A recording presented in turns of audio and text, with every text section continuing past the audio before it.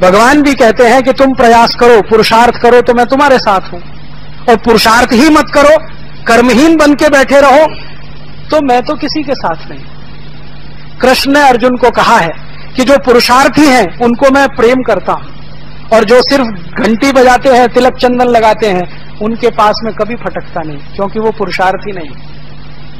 अर्जुन को पुरुषार्थी होने का पूरा संदेश है भगवत गीता। कोई मंदिर में जाके माथा टेकने का संदेश नहीं है भगवत गीता।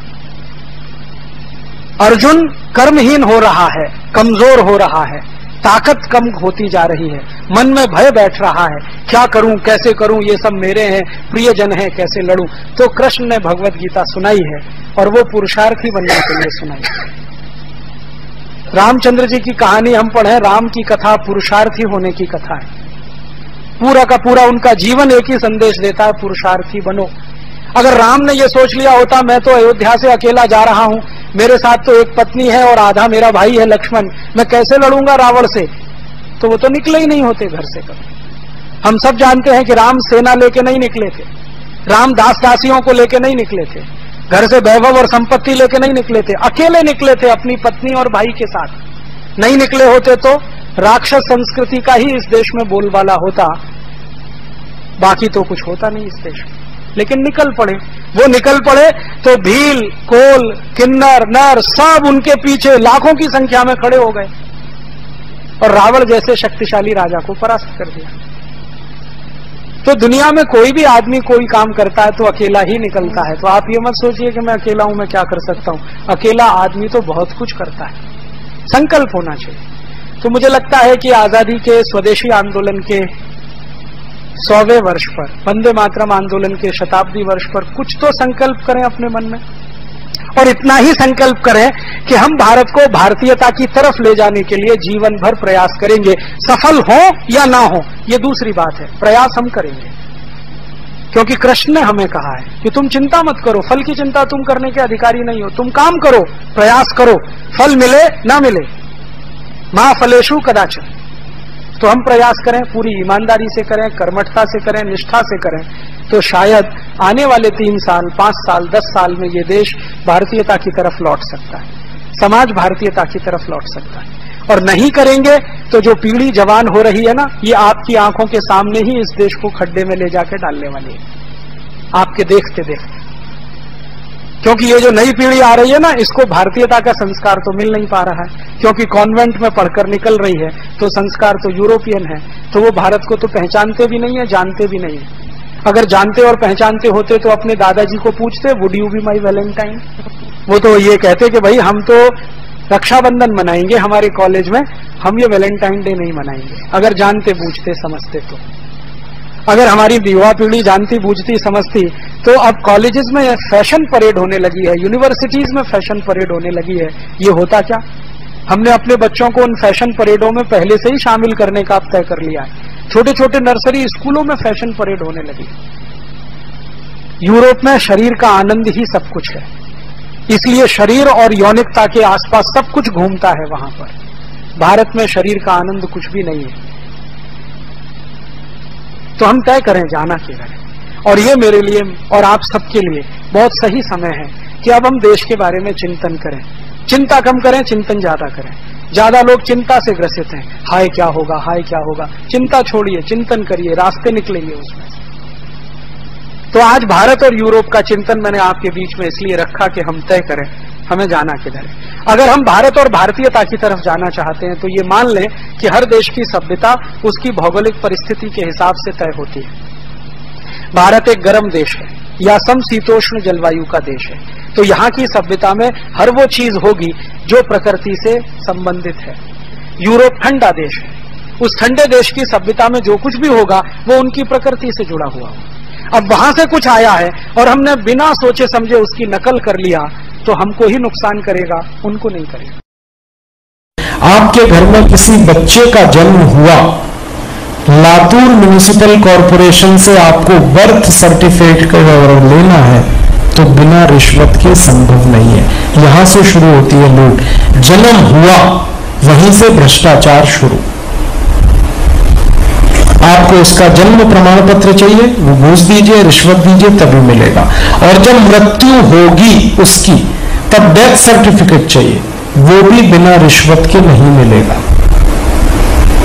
तो जन्म से शुरू होकर मृत्यु तक जितनी क्रिया विधि आप करते हैं सब में लूट होती है, और यही लूट का पैसा विदेशी बैंकों में जमा होता है। और इसी पैसे का टैक्स जस्टिस नेटवर्क ने कैलकुलेशन किया 258 लाख कोटी है 2006 तक। मैं उसमें जोड़ रहा हूं 2010 तक ये 300 लाख कोटी से ज्यादा हो गया। अब हमारे सामने आखिरी बात मैं आपसे रखना चाहता हूं कि क्या करें अब हम। अंग्रेजों ने लूटा, काले अंग्रेज लूट रहे हैं। अंग्रेजों ने जो सिस्टम बनाया, काले अंग्रेज उसी को चला रहे हैं। हम क्या करें? तो दो रास्ते हैं अपने पास। एक रास्ता है जो हो रहा है अच्छा हो रहा है, आगे होगा और भी अच्छा होगा। तुम क्यों व्यर्थ चिंता करते हो? तुम क्या लाए थे, क्या ले जाओगे? ये एक रास्ता जो हो रहा है अच्छा है। माने पुजारी लूट रहे हैं तो अच्छा हो रहा है, आगे और लूटेंगे तो और अच्छा होगा। तुम क्यों चिंता कर रहे हो भाई, लूटने दो देश को। और ये बात को कहने के लिए श्री कृष्ण का उदाहरण देते हैं। ये तो श्री कृष्ण ने कहा जो हो रहा है अच्छा हो रहा है, आगे होगा और भी अच्छा होगा। क्यों व्यर्थ चिंता करते हो? देश लूट रहा है तो अच्छा हो रहा है, आगे लूटेगा और अच्छा होगा, तुम क्यों परेशान होते हो? ये तो श्री कृष्ण का। ये हमारे देश में कहने वाले बहुत लोग हैं। मुझे कहते हैं तुम क्यों परेशान होते हो? बाबा जी को बोलो क्यों परेशान हो रहे हैं? योग करें, प्राणायाम करें, आयुर्वेद को बढ़ाएं, फैलाएं। ये लूटने के लोगों को पकड़ने के लिए क्यों काम कर रहे हैं बाबा जी? मुझे कहते हैं फोन बहुत आते हैं, पुजारियों के फोन बहुत आते हैं।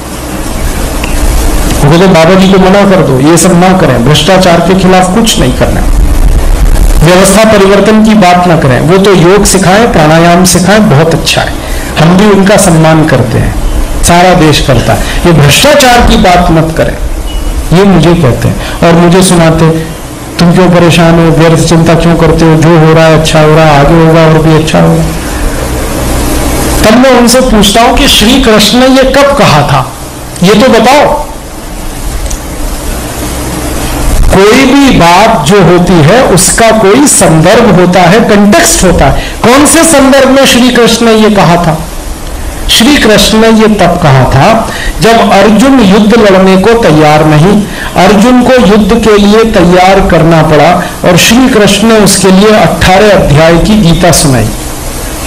और युद्ध के मैदान में, ध्यान रखना, बेडरूम में नहीं, बेडरूम में नहीं, ड्राइंग रूम में नहीं, डाइनिंग रूम में नहीं, लिविंग रूम में नहीं, युद्ध के क्षेत्र में, युद्ध के मैदान में गीता सुनाई है उन्होंने। माने गीता लड़त करने की पुस्तक है, ड्राइंग रूम में बैठने वाली और पढ़ने वाली पुस्तक नहीं है, क्रांति वाली पुस्तक है। और श्री कृष्ण अर्जुन को तैयार कर रहे हैं, बार बार उदाहरण दे रहे हैं, बार बार कह रहे हैं। अर्जुन एक ही बात कह रहा है, मैं कैसे मारूं, ये सब मेरे भाई बांधव हैं। तो कृष्ण कह रहे हैं ये तेरे भाई बांधव नहीं, ये अधर्मी है, विधर्मी है, इनको मारना तेरा धर्म है, तेरा कर्तव्य है। और फिर एकदम से अर्जुन तैयार होता है, और अर्जुन तैयार होता है तो युद्ध लड़ता है। और युद्ध के मैदान में अर्जुन जब तीर चलाता है, बाण चलाता है, तो कौरव मर रहे हैं उससे। तब श्री कृष्ण ने कहा जो हो रहा है अच्छा हो रहा है, जो हो रहा है अच्छा हो रहा है, आगे जो होगा और भी अच्छा होगा। माने कौरव मर रहे हैं, अच्छा हो रहा है, आगे और ज्यादा मरेंगे और अच्छा होगा। अर्जुन तू व्यर्थ चिंता मत कर, तू मार इनको, ये तेरा काम है। ये उस समय कहा श्री कृष्ण। अर्जुन ने उत्साह पैदा करने के, अर्जुन ने पुरुषार्थ पैदा करने के लिए श्री कृष्ण ने यह स्टेटमेंट दिया था। अब हमारे जो आज के लूटखोर पुजारी हैं वो संदर्भ हटाकर ये बात हमको समझाते रहते हैं। और मैंने देखा है घरों में कैलेंडर टांग रखा है इसको, जो हो रहा है अच्छा हो रहा है, आगे होगा और भी अच्छा। कैलेंडर संदर्भ नहीं है उसमें, सीधे एक ही स्टेटमेंट है, जो हो रहा है अच्छा हो रहा है, आगे होगा और भी अच्छा। हर आदमी कायर हो जाए, नपुंसक हो जाए, नकारा हो जाए, उसके लिए ये कैलेंडर छपाया जा रहा है, घर घर में बांटा जा रहा है। ये कोई सामान्य बात नहीं है, ये कैलेंडर का घर घर में पहुंचना। कोई भी अर्जुन ना बनने पाए, इसकी साजिश है ये कैलेंडर, और धर्म के नाम पर हो रहा है, ये ध्यान देना। और इसको बांटने वाले वही लोग हैं जो लूटने में पूरी ताकत से लगे हुए। वो नहीं चाहते कि ये लूट का सिस्टम बदले। तो हमारे सामने एक रास्ता तो ये है कि हम भी कायर हो जाए, नपुंसक हो जाए, नकार लगे, जो हो रहा अच्छा हो रहा, ये तो एक रास्ता। और दूसरा रास्ता है जो श्री कृष्ण ने अर्जुन को कहा, मार, ये कौरव विधर्मी है, अधर्मी है, इनका नाश करना तेरा धर्म, तेरा कर्तव्य है ये। और तू सोचना छोड़, मेरे ऊपर छोड़, मैं सोचूंगा तेरे क्या होने वाला क्या नहीं, पहले इनको मार। तो दूसरा रास्ता ये है। अब हमको तो ये दूसरा रास्ता पसंद आया, जो श्री कृष्ण अर्जुन को उत्साह देने के लिए, पुरुषार्थ देने के लिए